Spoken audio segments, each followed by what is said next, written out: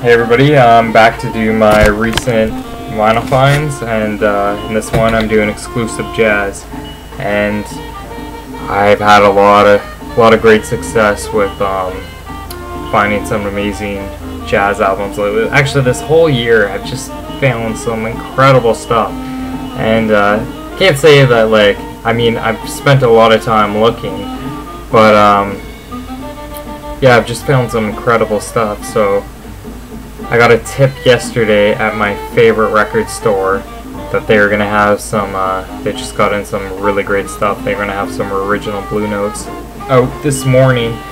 And the way the store works is that they put, they buy collections or one or two, if somebody comes in with one or two records, and then they, instead of putting it all at once, they put it slowly through at the beginning of like each day. And their big days are Friday and Saturday, and so I'm hoping tomorrow that they're still gonna have some other great stuff. So I guess that might be my next jazz recent vinyl finds.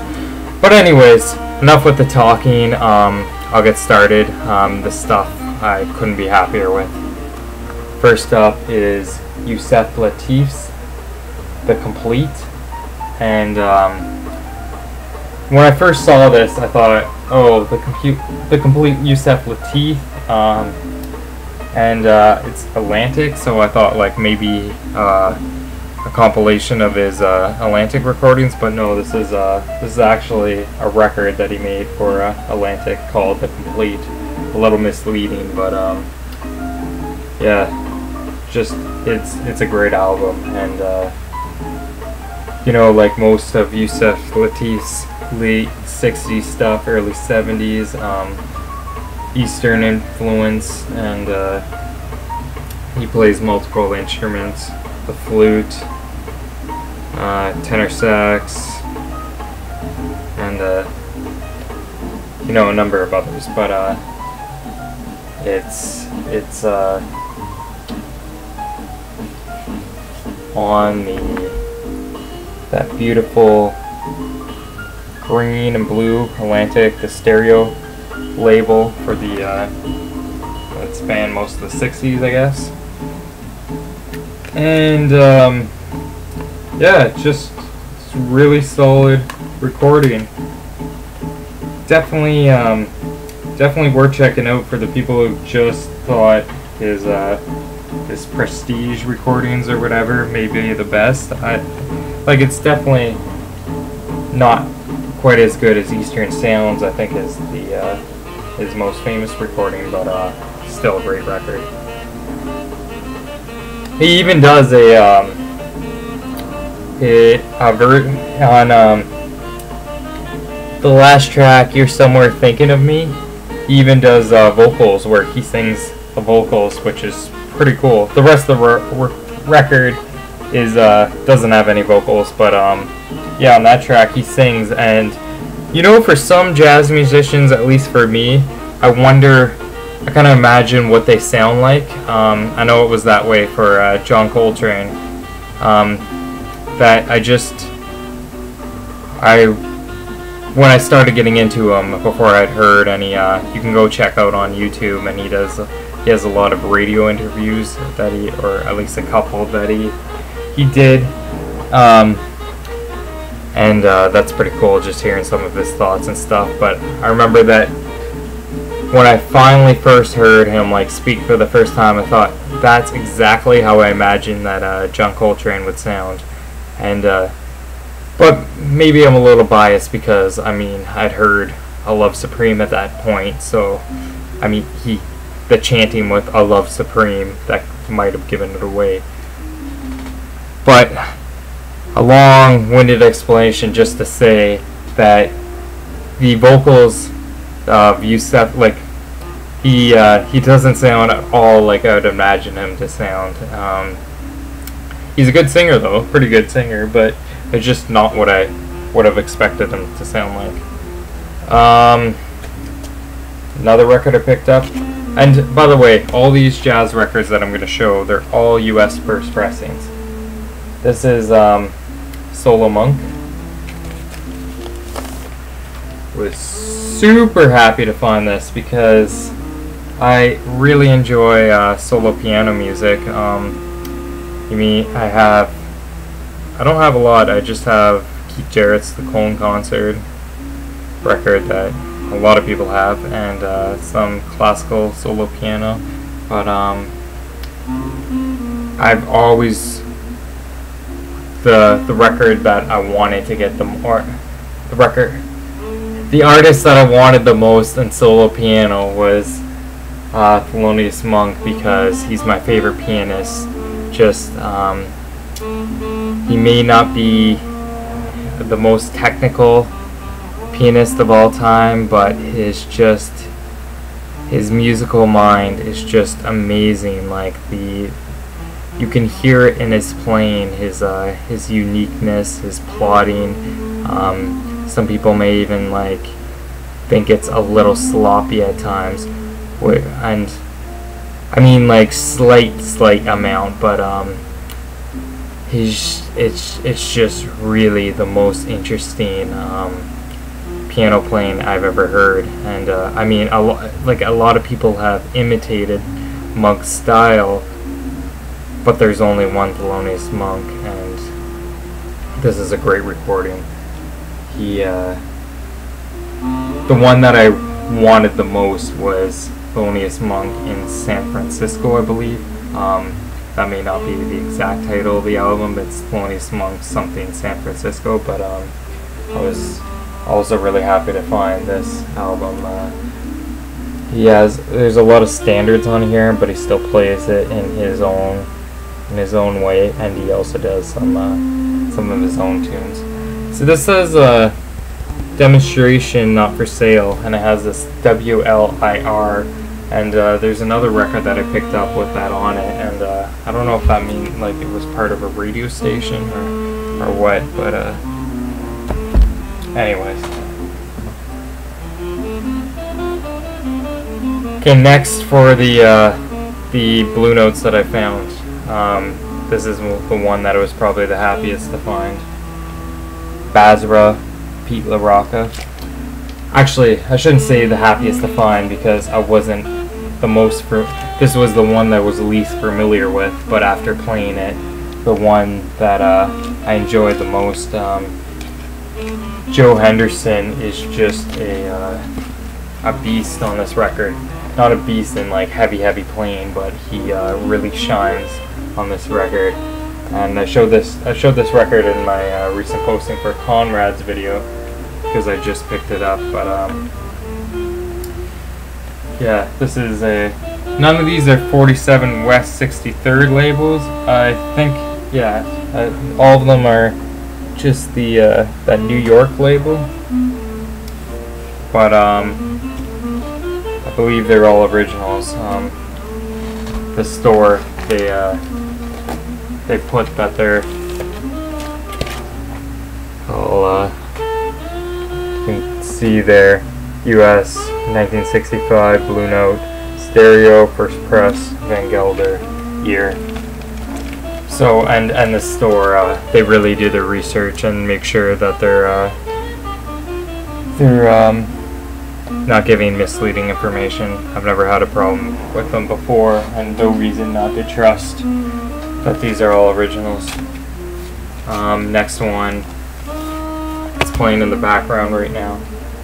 Dexter Gordon's A Swinging Affair.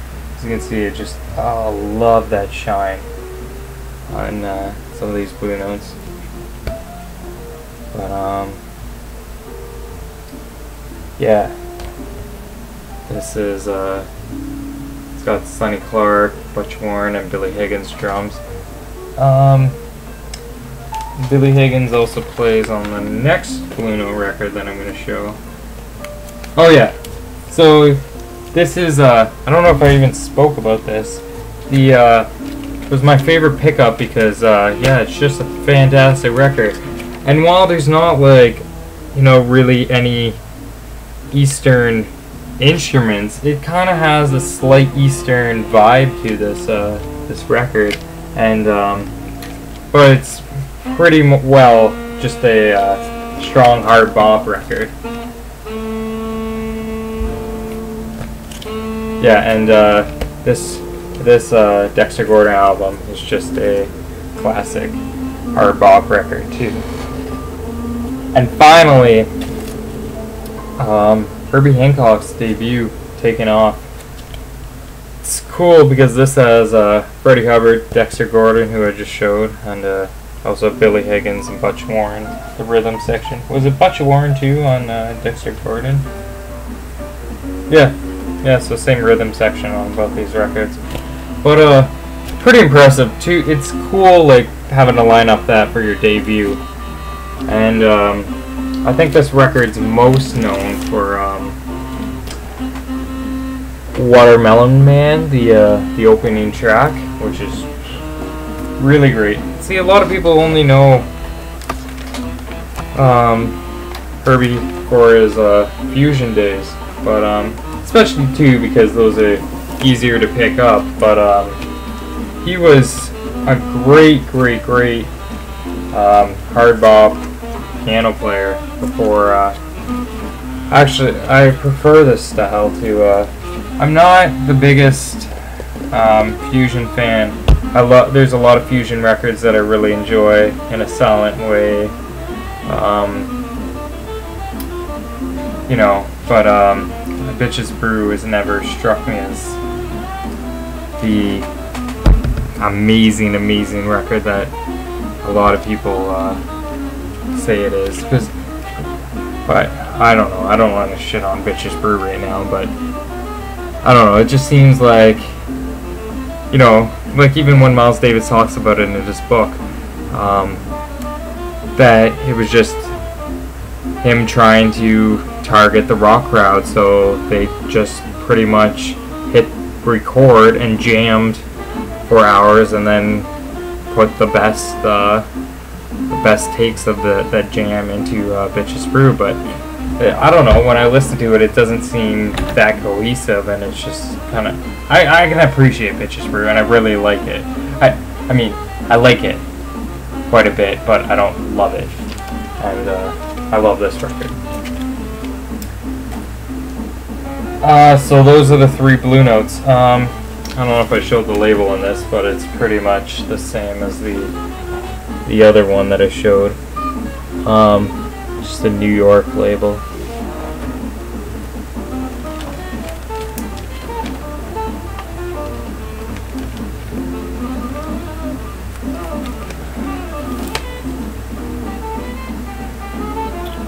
Next is one that I was really happy to score. Charles Mingus Presents the Charles Mingus Quartet featuring Eric Dolphy. And what this is a it's on Barnaby Records. You can see their logo right there, and you can see underneath it's kind of light, but it says Candid Series. So it has a different title, but Charles Mingus did 2 records for Candid. I showed one of them in my previous videos, but it's the Mingus, just called Mingus, and that was one of them. And then I forget what the name of this recording was called, but they changed it slightly for this reissue. And yeah, it's close to the same time as that other one. This one's a little freer, and I enjoy this one actually more than that original that I picked up, the other Candid recording. Really great record. It's funny, at the beginning he tells the crowd to not applaud for like distracting their thing, but then he tells them, don't even like take a drink of your water, because we don't want to hear any like glass clicking or whatever. And you know, typical Mingus has a reputation and for being that kind of guy, and it's funny to hear it like opening up on a record. And then the 2 final records is Eberhard Weber's The Colors of Chloe. This is a favorite among a lot of members in the VC, like ECM releases, and yeah, it's just great. It's I've never really heard anything quite like this before buying this record. Kind of a chamber jazz kind of sound, and really quite good. So it was a garage sale find. It has quite a bit of water damage and stuff. I put tape on it. I wouldn't do that normally, but because it was already like fucked, and then and there was, I don't know if you can see, but see there's a little spotting, and it was, I don't want it to like any mold to spread. But happy to pick that up. And then last record, Alice Coltrane, Alice with Strings. One of her classic Impulse releases. Has some great artwork by Peter Max, which I'm trying to show you. When I first saw this artwork, I thought it was kind of cheesy, but it's really grown on me. Because I've been aware of this record for a while, and I even passed on it once because it had a little bit of water damage when I saw it the first time, but this is a great copy, and it's got a lot of pictures of the Swami in here. Well, two big ones there, and there. This is Swami Satchidananda. For those of you who don't know, it's who she dedicated her probably most famous records, Journey in Satchidananda, to. I prefer this record to that one.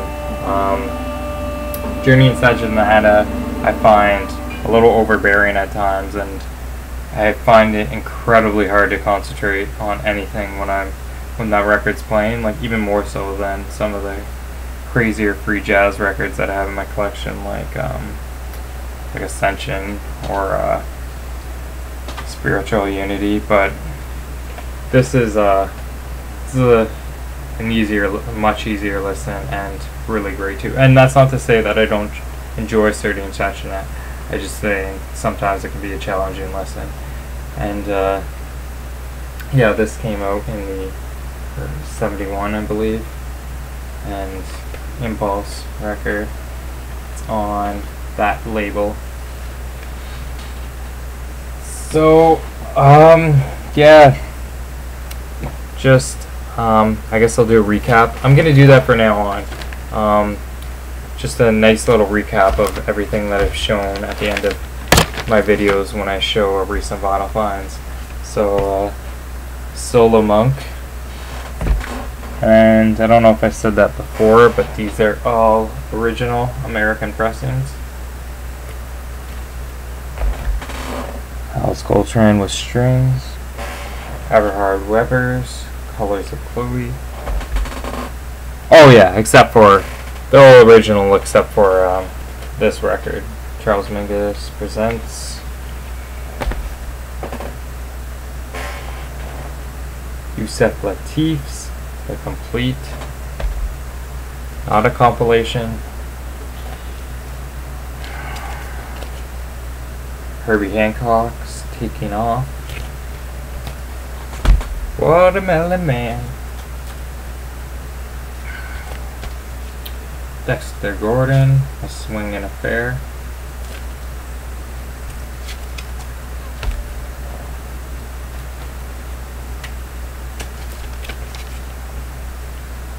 Pete LaRocca's Basra. Love this artwork. I mean, all this Blue Note artwork is just classic.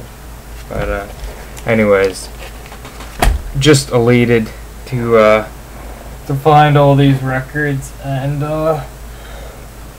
hope you really enjoyed them as much as they're fantastic records. If you haven't checked out any of them, if you come across them, even reissues, they well worth picking up. If I was to recommend the easiest to get into out of these, or some of my favorites, this LaRocca one and the Charles Mingus one, but I love every one of these records. So hope you enjoyed, and catch you guys next time.